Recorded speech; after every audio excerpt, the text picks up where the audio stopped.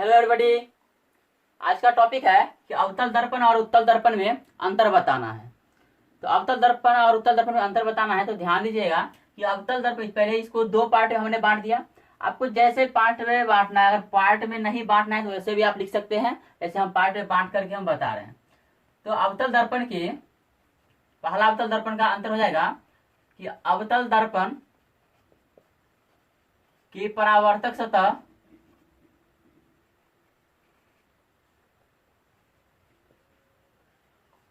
धसी होती है।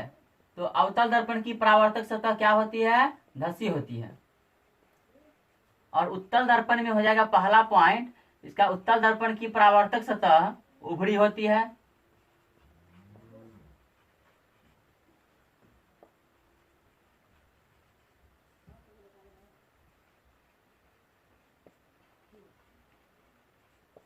उत्तल दर्पण की परावर्तक सतह क्या होती है? उभरी होती है।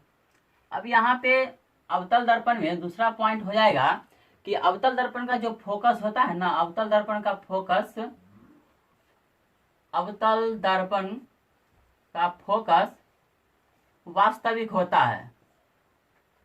अवतल दर्पण का फोकस वास्तविक होता है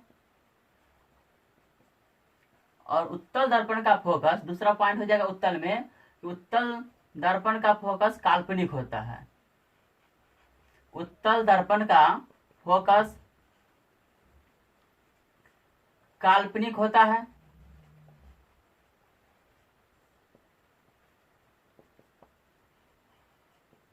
अब जो आ जाएगी अवतल दर्पण का तीसरा पॉइंट हो जाएगा कि अवतल दर्पण द्वारा जो बना प्रतिबिंब होता है वह वास्तविक और काल्पनिक दोनों होता है। अवतल दर्पण द्वारा बना प्रतिबिंब, अवतल दर्पण द्वारा बना प्रतिबिंब वास्तविक एवं काल्पनिक दोनों होते हैं।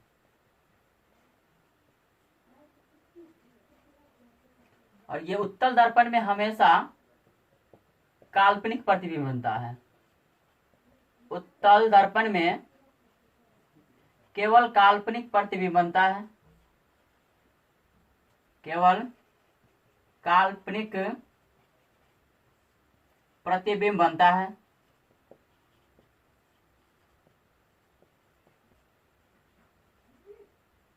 अब हो जाएगी चौथा पॉइंट अवतल दर्पण में।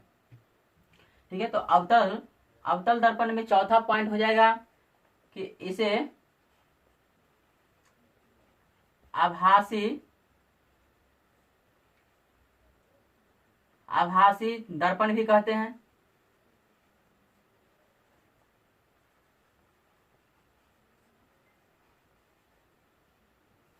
और इसे चौथा पॉइंट इसमें हो जाएगा, इसे अपसारी दर्पण भी कहते हैं। इसे अपसारी दर्पण भी कहते हैं। अब जो इसमें जो आ जाता है पॉइंट, अब आभासी अभिसारी हो जाएगी।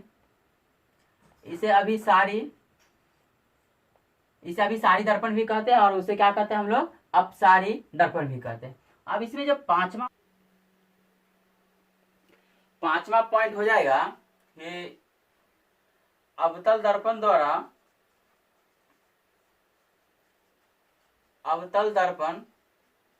द्वारा बना प्रतिबिंब, अवतल दर्पण द्वारा बना प्रतिबिंब वस्तु के आकार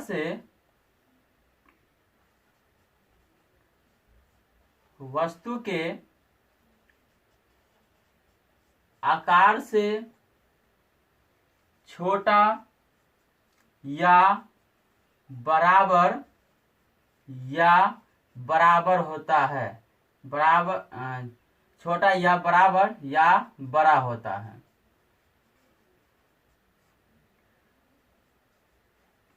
अवतल दर्पण में जो होता है कि वस्तु के द्वारा बना प्रतिबिंब होता है, आकार में वह छोटा होगा या बड़ा होगा या वस्तु के आकार से बड़ा होता है। और इसमें उत्तल दर्पण में होता है कि उत्तल दर्पण में बना प्रतिबिंब, उत्तल दर्पण में बना प्रतिबिंब वस्तु से हमेशा छोटा होता है, हमेशा छोटा होता है। तो उत्तल दर्पण में बना प्रतिबिंब वस्तु से क्या होता है, हमेशा छोटा होता है।